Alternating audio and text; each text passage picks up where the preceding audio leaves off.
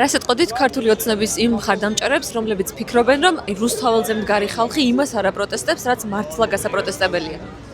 ზოგადად ბევრი მაქვს მაგ ხალხისთვის სათქმელი. პირველ რიგში იმას, რომ ფოკუსი უნდა გავასწოროთ რაღაც მნიშვნელოვანზე, მიუხედავად იმისა, რომ ფასებიც, სხვა საყოფაცხოვრებო პრობლემები ყველაფერი მნიშვნელოვანია, თუმცა არც ერთი პროდუქტის ფასი არ მაინტერესებს, სანამ ის ადამიანები, რომლებიც ციხეში უსამართლოდ ცხედან ამ პირობებში და ამ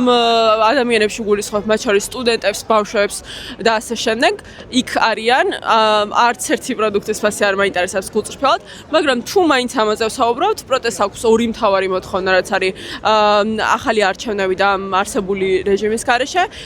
და პოლიტპატიმრობის გათავისუფლება, თუმცა ეს არ მოიაზრებს იმას, რომ ქვეყანაში არსებული პრობლემები ჩვენთვის რაღაცა გაუგებარი ან ნათელი არ არის. რა თქმა უნდა, ესეც მნიშვნელოვანია, თუმცა ყველაფერი ურთიერთდაკავშირებულია ერთმანეთთან და მჯერა რომ რეჟიმის დამარცხებით ძალიან ბევრ პრობლემას დავამარცხეთ ამ ქვეყანაში და ერთად შევქმნით ისეთ საქართველოს, რომელშიც ყველას მოგვინდება ცხოვრება.